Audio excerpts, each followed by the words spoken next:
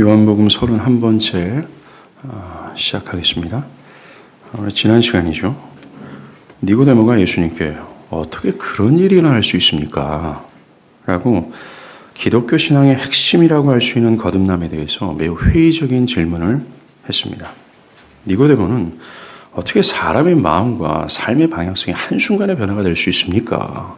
어떻게 나의 유익과 영광만을 구하고 있는 이 인간이 그에서 돌이켜서 죽기까지 주님을 따르며 하나님을 영화롭게 하는 삶을 과연 살아낼 수 있겠습니까? 어떻게 그렇게 새롭게 창조되는 변화가 있겠습니까?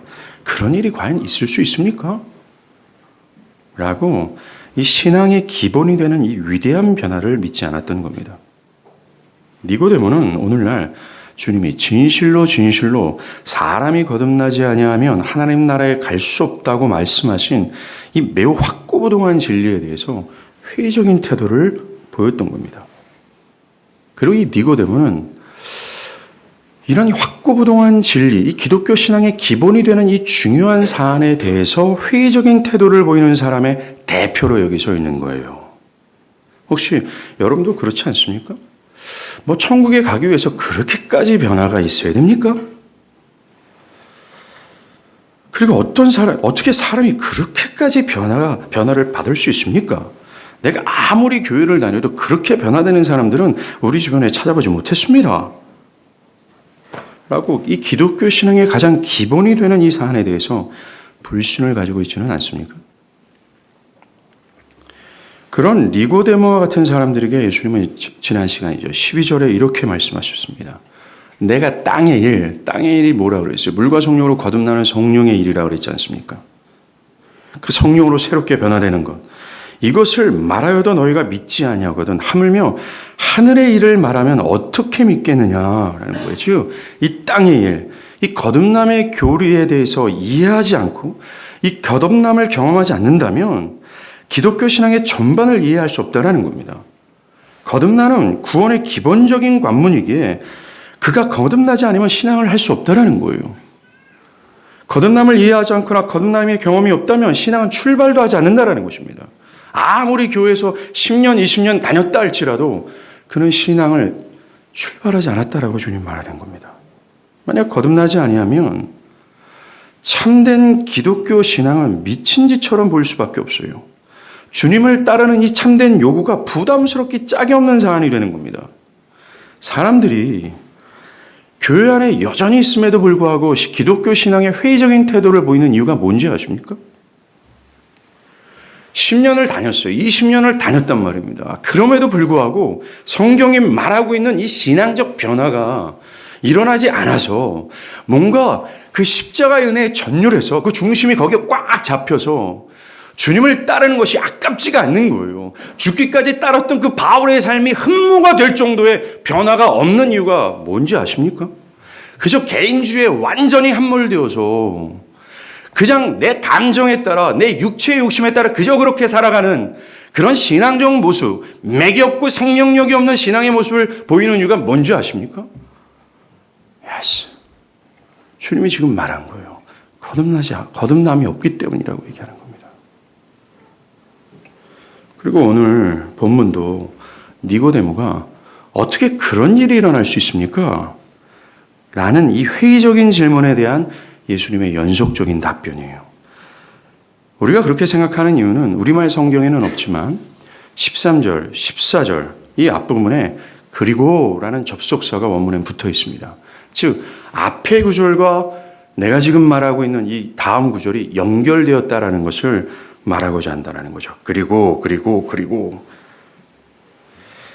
주님은 12절에서 우리가 읽은 바로 전 구절이죠. 내가 하늘의 일을 말하여도 라고 하면서 예수님 자신이 하늘의 일을 말할 수 있는 권위자임을 말했습니다. 이어지는 오늘 첫 본문 13절은 어째서 예수님이 하늘의 일을 말할 수 있는 권위자임을 지를 증명해주는 그 근거를 제시하는 구절이라는 겁니다. 13절에 하늘에서 내려온 자 곧 인자 외에는 하늘에 올라간 자가 없다라고 하신 그것이 그 근거라는 거예요. 요한복음에서 하늘에서 내려온다는 진술을 여러 번 했습니다. 먼저 요한복음 1장 32절에서 언급하는 성령이에요. 그리고 1장 51절에서 언급한 천사고, 오늘 본문의 인자고, 그 다음에 요한복음 6장에서 예수님 자신을 말하는 하늘에서 내려온 떡, 바로 이런 등등이 그것입니다. 그러나 요한복음에서 하늘로 올라간 것을 언급한 것은 오직 3번뿐입니다. 하나는 천사고 부활하신 주님이고, 또 하나가 오늘 본문에서 예수님 자신을 가리키는 인자뿐이라는 거예요. 성경에서 거론하는 그 어떤 인물이나 존재도 하늘에서 내려와 하늘로 올라간 자가 없다라는 거죠. 오직 인자가 되시는 예수님만 하늘에서 내려와서 다시 하늘로 올라갔다는 겁니다. 13절에서 예수님은 이렇게 말씀하시는 겁니다. 어떤 자도 하늘에서 내려와서 하늘로 다시 올라가지 않았다. 오직 나 예수만 그러했다. 그러하게 오직 나만 하늘에 머물러 있었고, 또 하늘에서 내려온 나 예수만이 하늘의 일을 말할 수 있는 자격을 갖추고 있다라고 하시는 거예요. 오직 예수만 하늘의 일을 말할 수 있는 권위자임을 오늘 13절에서 말하고 있는 겁니다. 이 표현이요, 요한복음 서론이라고 얘기하는 요한복음 1장 1절부터 18절까지 나오는 예수에 대한 묘사를 함축한 거나 마찬가지예요. 요한은 이 책을 기록하기에 앞서서 자신이 이 책을 통해 말하고자 하는 예수가 어떤 분인지를 먼저 밝혔습니다. 서두에서.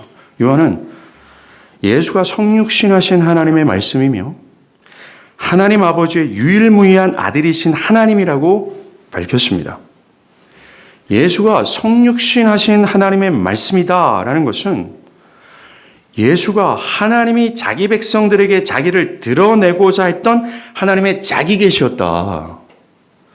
자기 백성들에게 자기 뜻을 전하고자 했던 몸으로 온 자기 표현이었다라고 말하는 것입니다.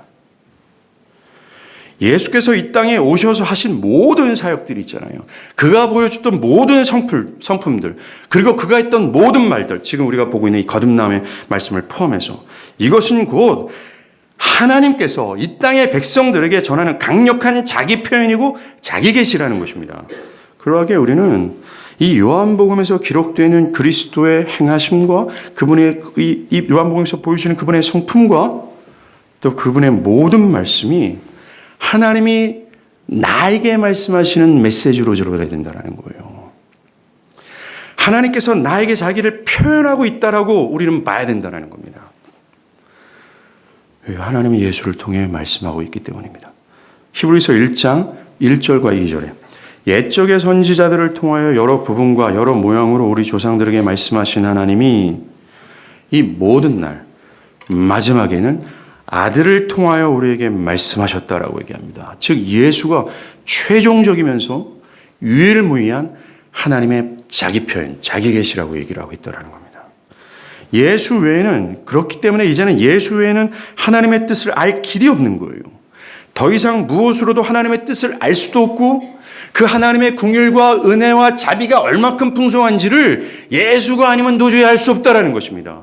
이제는 최종적으로 가장 확실하게, 아주 매우 클리어하게 모든 장막을 다 제끼고 이게 바로 내 하나님이야 라는 사실을 예수를 통해서 보여줬다라는 거예요.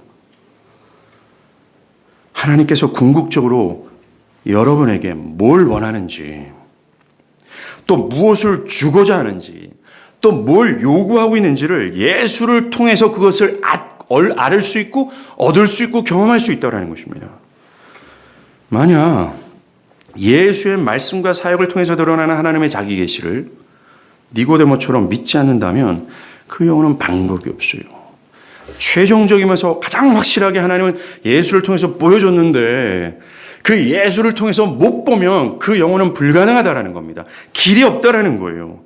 그가 살 수 있는 길은 없다라는 거죠. 예수가 하늘의 일을 말할 수 있는 유일한 권위자라는 사실을 이 거듭남과 연결해서 생각을 하면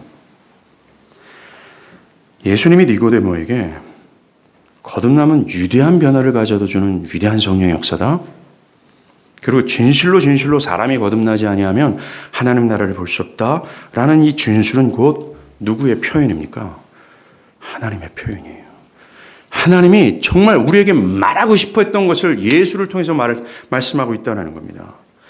지금 세상을 향한 하나님의 주장이며 뜻이라는 거예요.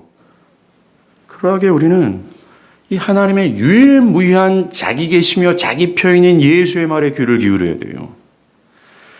하나님은 예수를 통해서 지금 하나님 나라를 갈 수 있는 유일한 필수 불가결한, 그러니까 매우 유일한 그 길을 지금 제시하고 있다는 것입니다. 그런데 니고데모처럼 어떤 사람들은 위대한 하나님의 자기 계시를, 하나님의 계시를 정말 그렇게까지 필요합니까? 뭐 그렇게까지 해서 교회를 다녀야 됩니까? 그런 변화가 꼭 필요합니까? 굳이 그렇게까지 할 필요가 있겠습니까? 라는 태도를 보인다는 거예요. 그러면 안 된다는 거죠. 하나님 나라에 갈 수 있는 길을 니고데모처럼 자신의 주관적인 견해에 따라 설정하면 안 된다는 거예요. 자신의 신앙적 경험 세계에서 내가 이때까지 교회를 다닌 그런 경험 안에서 설정한 자기 생각으로 하나님 나라를 갈 수 있는 길을 판단해서는 안 된다는 거예요. 그렇게 하다가는 멸망으로 떨어지는 겁니다. 우리는 하나님의 자기 계신 예수를 통해서 말하는 그 뜻을 들어야 돼요. 그리고 그가 요구하는 천국에 가기 위한 이 필수 불가결한 이 요건을 간구해야 돼요. 거듭나야 된다는 겁니다.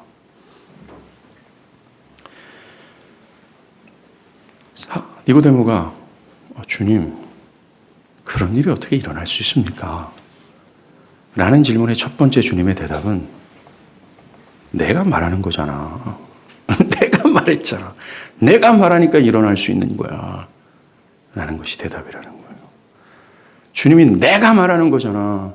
이 말씀을 믿고 거듭남을 구하는 여러분들 되길 바랍니다. 이어지는 14절과 15절에서도요. 어떻게 그런 일이 일어날 수 있습니까? 라는 니고데모의 질문에 이어지는 답변이에요.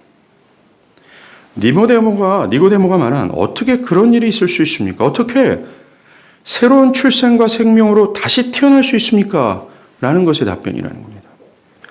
거듭남의 핵심은 이겁니다. 성령께서 우리의 굳은 마음을 제거하시는 거예요. 지금 뭡니까? 여러분들이 나름대로의 견해와 정신으로 인해서 똘똘 뭉쳤잖아요. 그 나의 견해와 정신으로 똘똘 뭉친 요 내 내면이 지향하는 게 뭡니까? 다 내 유익과 영광과 육체의 안녕과 다 나 드러나는 것, 나 주장하는 것, 그것 아니겠어요? 다 나라는 겁니다. 그것 때문에 하나님의 말씀을 복종치 않잖아요. 심지어 그것 때문이라도 하나님을 미워하잖아요. 그런 굳은 마음을 제거하고 그리스도의 생명이 우리의 생명이 되도록 그리스도와 연합시킬 때 발생하는 것이 거듭남이라는 겁니다. 마치 포도나무 가지가 포도나무에 붙어 있을 때 그 포도나무의 열매를 맺는 것처럼 성령이 우리를 그리스도와 연합케 해서 우리에게 그리스도의 생명을 얻게 하는 거예요. 그래서 그리스도의 열매를 맺도록 한다는 겁니다. 거듭남의 가장 중요한 사안이 이거예요. 거듭남의 핵심은 그리스도의 충만한 그 생명을 우리가 받는 것을 뜻합니다. 그래서 그리스도의 생명이 하나님을 사랑하기를 원치 않았던 우리의 죽었던 영적인 심장을 박동하게 해요.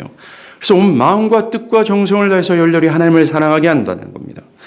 또 우리가 그 충만한 생명을 받았던 그 생명이 우리 내면 안에서 역사해서 그리스도처럼 자기를 부인하고 하나님의 말씀을 복종함으로 하나님을 영화롭게 하고자 했던 그 그리스도가 보였던 그 적극적인 자유가 바로 나의 것이 되게 한다는 겁니다. 여러분들, 우리가 거듭날 때 받은 이 생명 말입니다. 이 생명은 그리스도의 생명이에요. 그리고 요한복음 1장에서는 그 그리스도가 충만한 가운데 있다라고 해요. 모든 충만의 충만이라고 얘기하는 겁니다.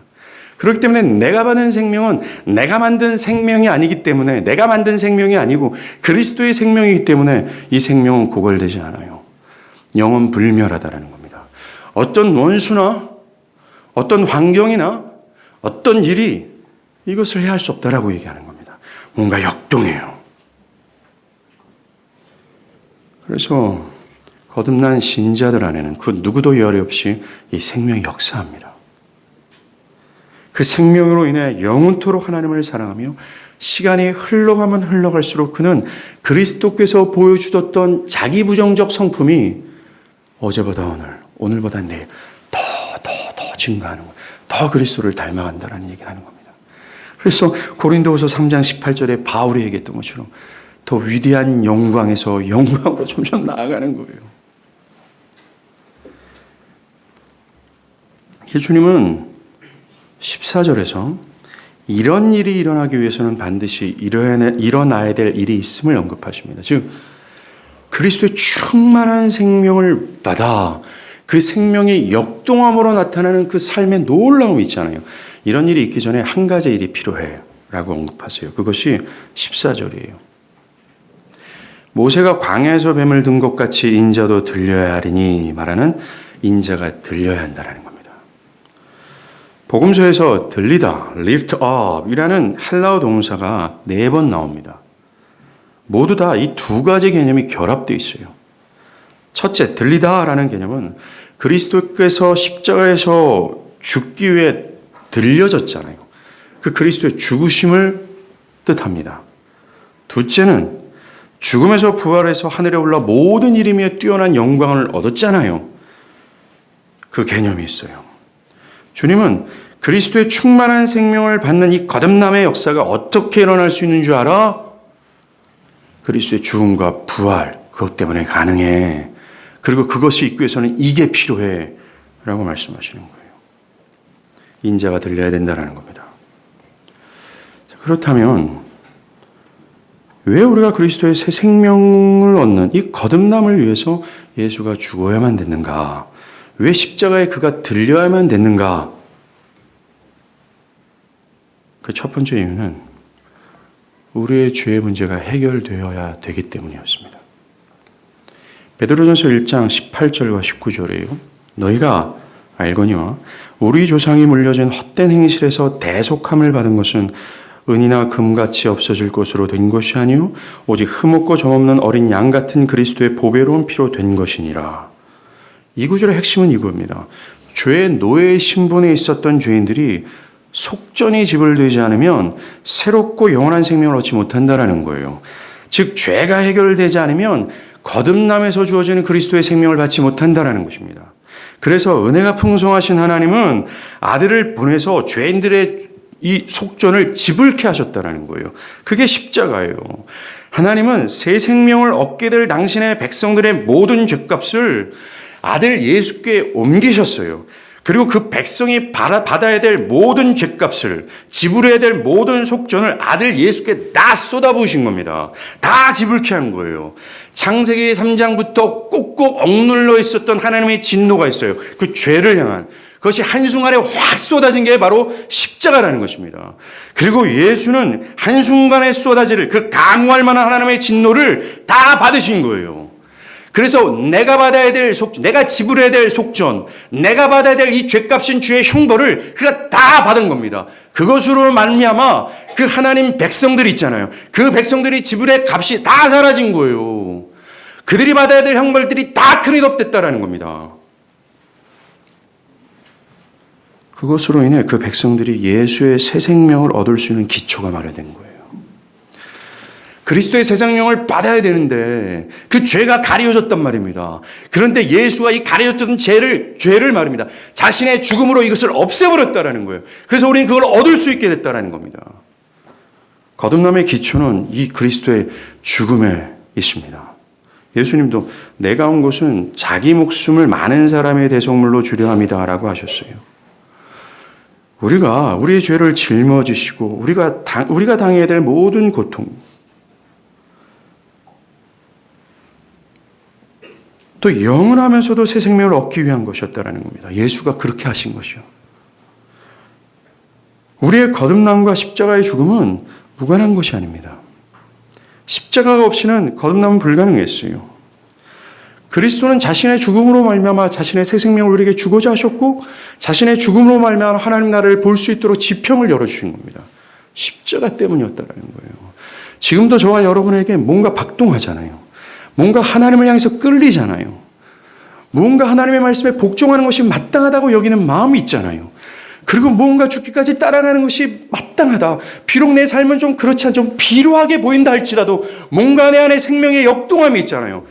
그 모든 역동함의 기초는 십자가에서 온 거예요. 그리스도의 처절한 죽음에서 말입니다. 그리고 거듭나기 위해 반드시 일어나야 했던 사건이 둘째로 예수의 부활이었어요. 베드로전서 1장 3절과 4절입니다. 우리 주 예수 그리스도의 아버지 하나님을 찬송하리로다.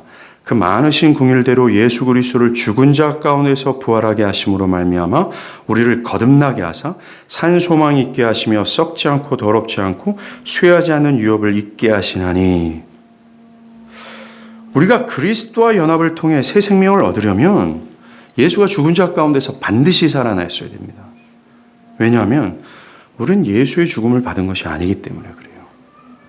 그리고 예수의 옛날에 가졌던, 즉 십자가에서 죽기 전에 그 육체의 생명을 받은 것이 아니라 예수가 살아나 부활하신 새 생명을 받기 때문에 그렇습니다.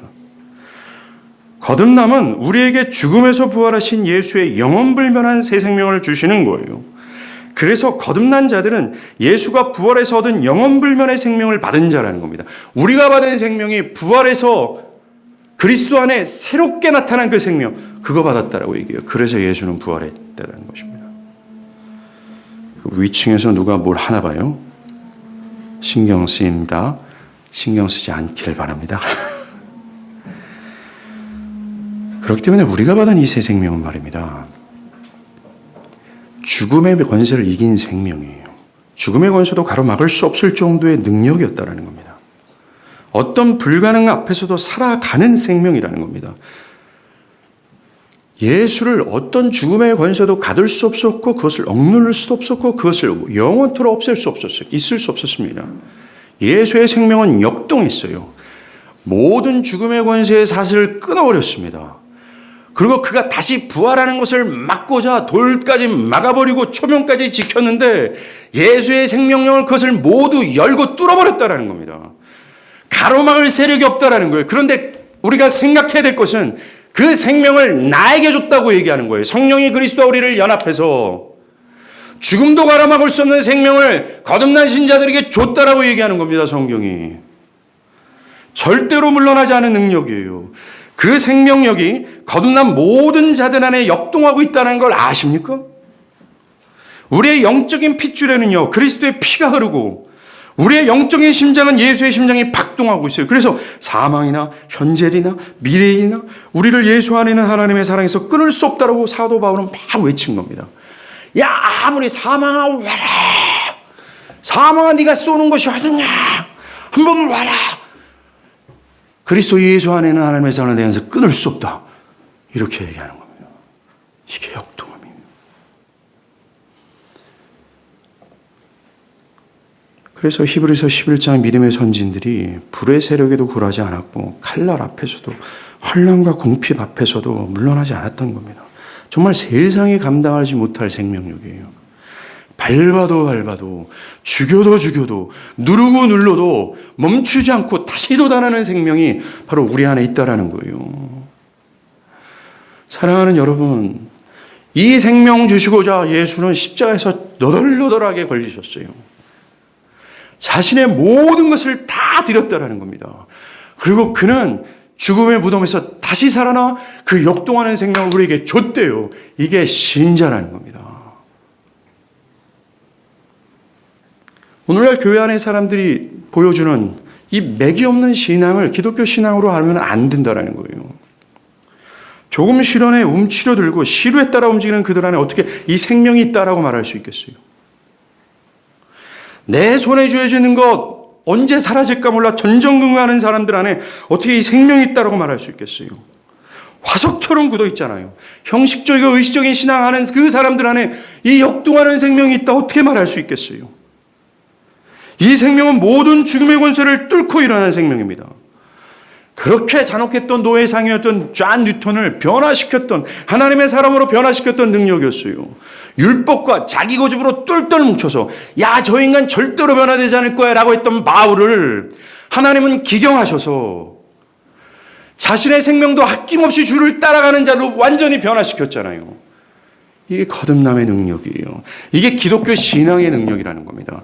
이게 기독교 신앙을 하고 있는 사람들의 모습이라고 성경은 말하고 있는 거예요. 예수님은 우리에게 이 생명 주시고자 하늘 영광 버리시고 이 땅에 오셨어요. 그리고 기꺼이 죄인이 되셨고 우리가 받아야 될 모든 형벌을 다 바꿔주었습니다. 그리고 3일 만에 부활하셨어요.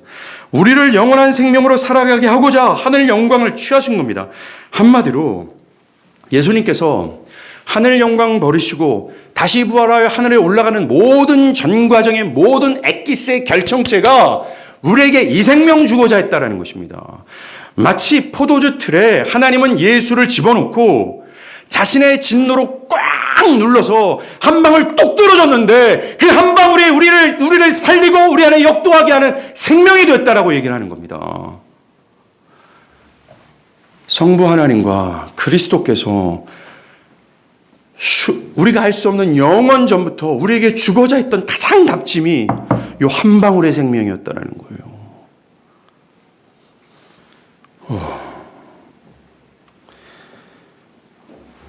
우리가 거듭난 것은 그리스도의 죽음과 부활을 모판 위에 서 있는 겁니다.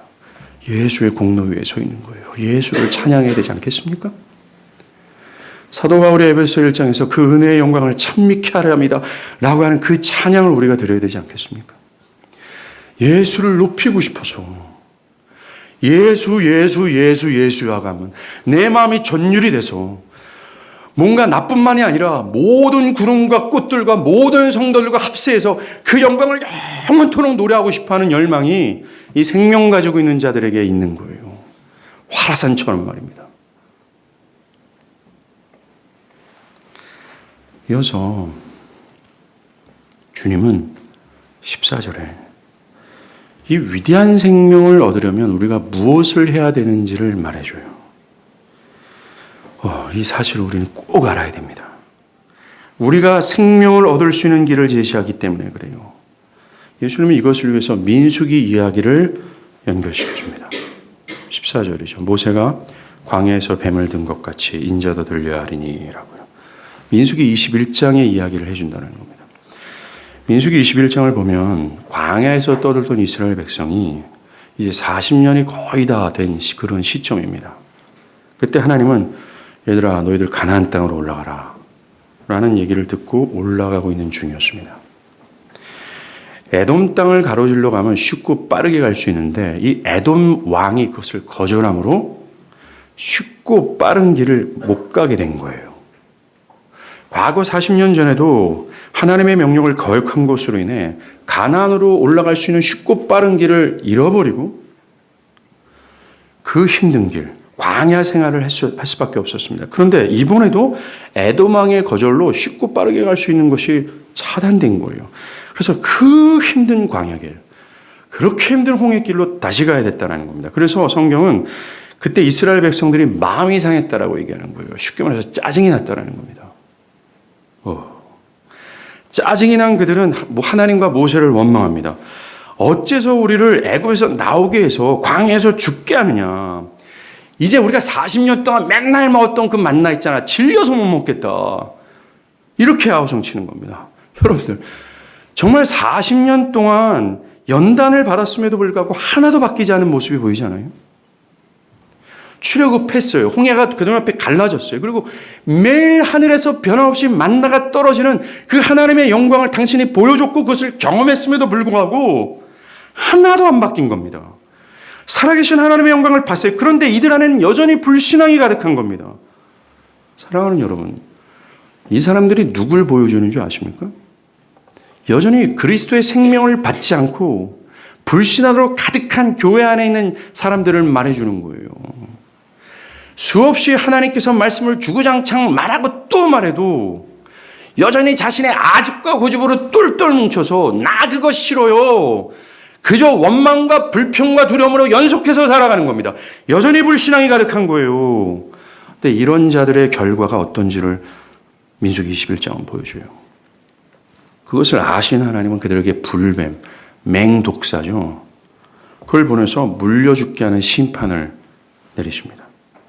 그 뱀에 물린 백성들은 큰 고통을 당하다가 죽습니다. 이스라엘 온 진영이 죽음과 질병과 고통으로 가득합니다. 속수무책이에요. 어떤 의사도 안 됩니다. 어떤 치료도 안 되는 겁니다. 계속 죽음의 그늘이 그들을 덮고 있어요. 이러다가 다 죽어나갈 판입니다. 급기야 백성들은 모세에게 살려달라고 아우성치고 모세는 하나님께 기도합니다. 그러자 하나님은 모세에게 노수로 뱀 모양을 만들어 긴 장대에 그걸 매달아 달라. 매달아 높이 들어라. 지금 노뱀을 만들어서 긴 장대에 매달아서 높이 들어라. 그것을 쳐다보는 자는 즉시 살 것이다 라고 약속합니다. 모세는 하나님의 명령을 듣고 노뱀을 만들어서 긴 장대에 메어 올립니다. 그리고 이스라엘 온 진영을 다니면서 이렇게 외쳐요. 저 노뱀 보입니까? 저 노뱀을 바라보면 살 겁니다. 모든 것이 다 치유가 될 거예요. 하나님이 그렇게 약속하셨어요. 라고 막 소리칩니다. 인간적인 견지에서 볼 때 터무니없는 소리처럼 보입니다.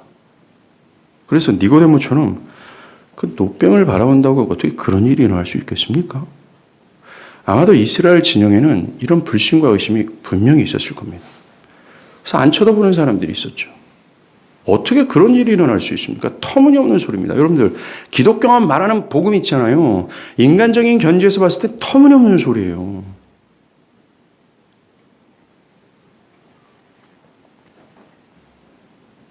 자신들에게 유일하게 살 길이 그건데 노뱀 바라보라 그러는데 그럼 낫는다 그랬는데 그거 하나 안 보는 겁니다. 의심 때문에. 결국 그 불신이 그가 살 수 있는 길을 놓치는 겁니다. 그런데 모세의 말을 믿고 노뱀을 바라본 자는 성경이 뭐라 그래요? 쳐다본 즉시 살더라. 이렇게 얘기합니다. 이 사건에서요. 불뱀에게 물려 죽어가는 이스라엘이 누구를 보여주는 것이 아십니까? 바로 나 자신이에요. 하나님의 뜻에 복종하지 않고 그저 원망과 불신으로 가득한 바로 나라는 것입니다. 10년, 20년, 30년 교회 안에 다녔는데 예수의 생명 취하지 않고 그저 형식적이고 의식적으로 그냥 들락날락거렸던 바로 나라는 겁니다. 원망할 만 있으면 원망하고 두려워할 만한 일이 있으면 그저 두려워하고 그리스도의 생명이 역동하지 않는 하나님을 향한 불신으로 가득한 바로 내 자신이 바로 불뱀에 물려 죽어가고 있는 이스라엘이라는 거예요. 주변에서 좀 교회 좀 가자. 예수 좀 믿어라 말해도 이스라엘처럼 불신의 태도로 응대했던 나라고 말하는 겁니다. 그런 나는 바울이 말한 것처럼 노뱀에 물려있는 허물과저로 죽어있는 거예요. 그래서 하루빨리 뭔가 조치해야 된다는 겁니다. 뭔가 하루빨리 내가 여기서 뭔가 더 나아져야 된다는 필요성을 느껴야 된다는 거예요. 그 길이 오직 한 가지잖아요. 노뱀 바라보라고 얘기하지 않습니까? 오늘 본문에 모세가 광야에서 뱀을 든 것 같이 인자도 들려야 하리니 라는 말씀처럼 하나님은 나 같은 자를 살리시고자 아들 예수를 노뱀처럼 만드셔서 십자가에 대롱대롱 매달고 그것을 높이 든 거예요. 그래서 예수 바라보면 그 높이 들린 예수 바라보면 살 거야 라고 주님은 약속했어요. 의심과 원망과 불신으로 가득 차서 죽어가고 있는 우리들에게 유일한 대안이 그 예수밖에 없다라고 얘기하는 겁니다. 그래서 하나님 아버지는 아들 예수를 들은 거예요. 그리고 그 아들 예수를 바라보라고 얘기하는 겁니다. 예수를 바라봐. 그러면 살 거야. 불뱀에 물려서 죄와 허물 가운데 영원토록 심판과 형벌과 다치다 수밖에 없는 너희들이 유일한 대안이 예수밖에 없어. 그 예수를 바라봐야 돼. 이 터무니없는 소리처럼 들리는 건 사람들이 그걸 불신해요. 그 불신하는 사람들의 결과가 뭡니까?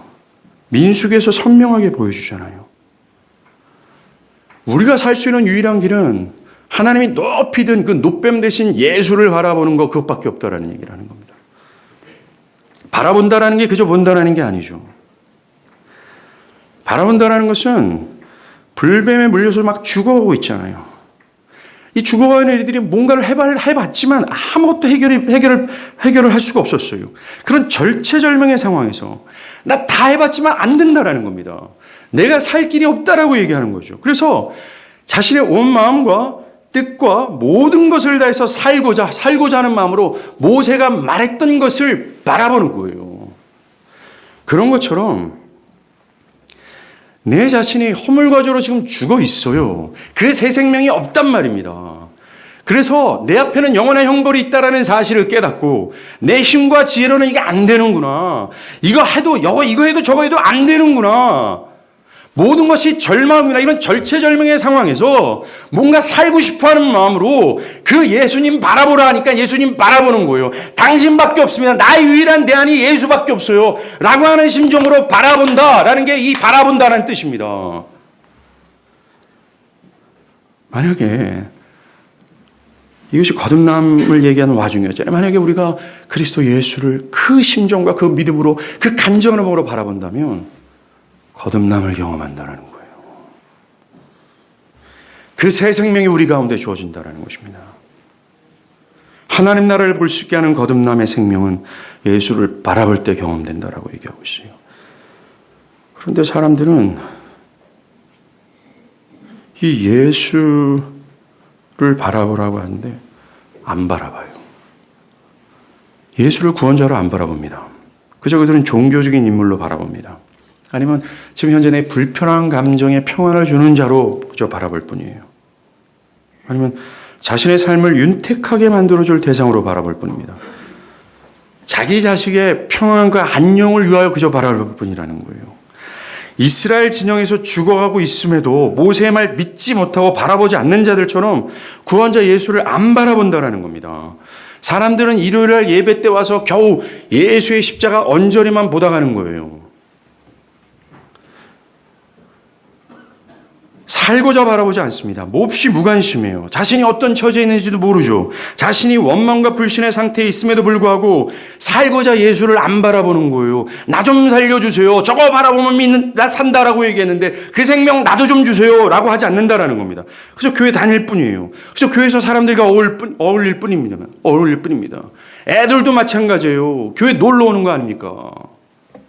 애들도 이 생명 필요한데 애들은 그냥 이쁘게 그냥 교회에서 자라면 다 되겠다 이런 생각하지 말라고 얘기하는 겁니다.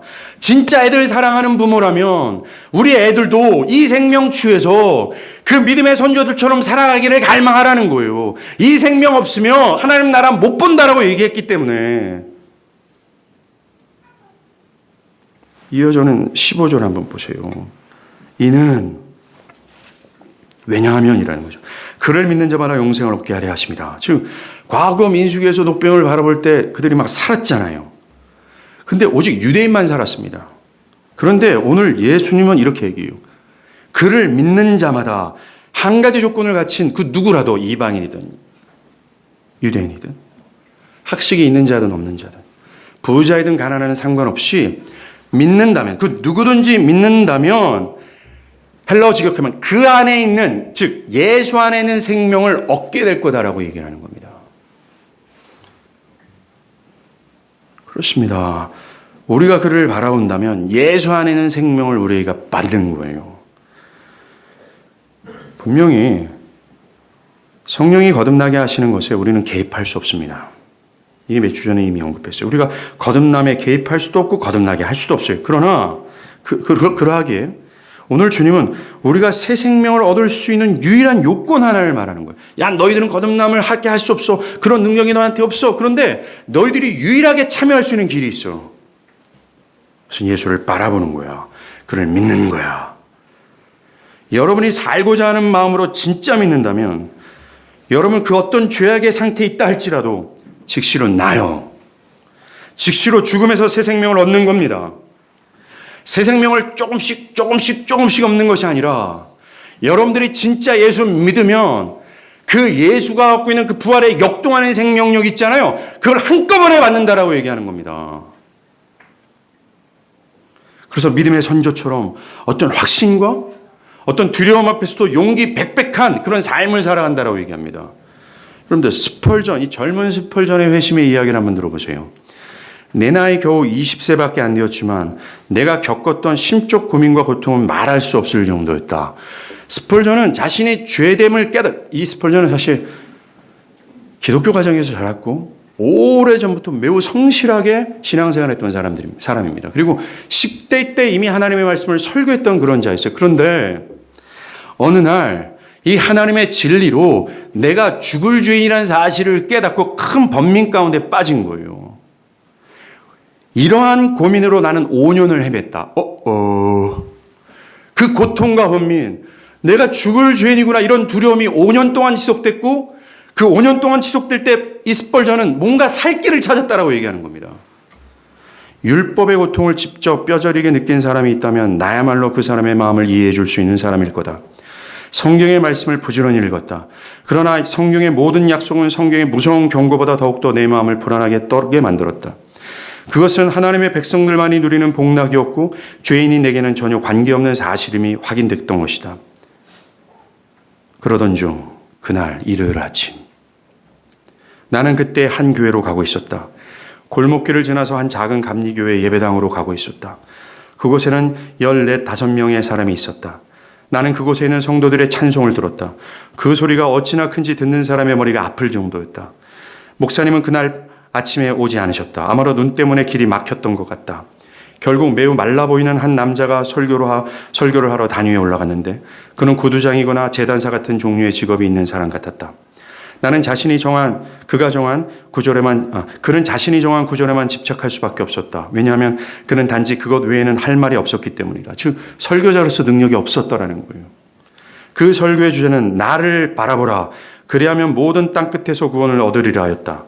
그는 단어의 발음조차 정확하지 못했다. 그러나 그것은 문제가 되지 않았다. 그 구절 속에 나를 위한 한 줄기 희망이 있었다. 그는 오늘 말씀은 나를 바라보라고 말씀합니다. 라고 강조하며 힘주어 말했다. 나는 마치 내 마음속에 있는 모든 것을 알고 있듯이 그는 나에게 눈을 고정시키며 말했다. 젊은이여, 당신은 매우 비참해 보이는군요. 당신은 앞으로도 항상 비참할 겁니다. 만약 당신이 이 구절의 말씀을 따르지 않는다면 당신은 여전히 비참할 겁니다. 그러나 당신이 지금 바로 이 순간에 이 말씀에 복종한다면, 하나님을 바라보라는 말씀에 복종한다면 당신은 구원을 받게 될 겁니다. 나는 그때 즉시 구원을 보았다. 그 교회에 들어갔던 10시 30분과 12시 30분 사이에 나에게 커다란 변화가 있었다. 단지 예수를 바라보는 것만으로 나는 절망에서 일어났다. 오늘도 주님은 주의 절망에 있는 죄인들에게 나를 좀 바라봐, 예수를 좀 바라봐 라고 하세요. 예수를 바라보세요. 만약 여러분들이 예수를 바라보지 않는다면 지금의 상태로 계속 지속될 겁니다. 마음의 불편함과 불평은 계속될 거고 변화되지 않는 그대로의 상태가 계속될 거예요. 어둠의 그늘과 죽음의 그늘 아래서 영원한 저주가 계속 지속될 겁니다. 더 심각한 것은 그 상태가 영원히 지속된다라는 거예요. 사랑하는 여러분, 자신이 불뱀에 물려 죽은 자라고 여긴다면 고개를 들어 예수를 좀 보세요. 왜 하나님께서 약속하신 것을 믿지 못해요? 살고 싶어하는 마음으로 예수를 좀 보세요. 정말 내가 견딜 수 없어요. 이 젊은 나이 어린 20세밖에 안 되는 스펄전이 깊은 고대 가운데 이 어리석고 단편적인 이 말씀 믿고 예수 바라봤단 말입니다. 그저 살고 싶어하는 마음으로, 그런 심령으로 예수를 좀 바라보세요. 언젠가는 좀 변화돼야 되잖아요. 언젠가는 저들처럼 나도 예수를 좀 사랑해야 되잖아요. 내가 봤던 장로님, 권사님, 집사님 말고 이 성경에서 말하고 교회 역사에서 말했던 이 역동하는 생명을 가지고 있던 그들 진짜 신앙 있잖아요. 진짜 거듭난 자들만이 나타나는 진짜 신앙, 그래서 구원받는 진짜 신앙, 그거 얻고서 그렇게 해야 되잖아요. 그러기 위해서 예수 좀 바라보라고 얘기하는 겁니다. 주여, 나는 살 소망이 없어요. 주여, 나는 내 마음을 변화시킬 수도 없어요. 나는 살고 싶어요. 그래서 그 노뱀 대신 예수를 좀 바라봐요. 라는 하는 마음으로 예수를 바라보길 간절히 바라요. 그런 자가 있다면 즉시 살 겁니다. 그리고 그 안에 생명은 역동하게 될 거예요. 전보다 다른 변화가 있을 것이고 스펄전이 그 위대한 선조들이 느꼈는 기쁨과 확신이 그들 안에 있게 될 거예요. 좀 바라봅시다. 기도하겠습니다.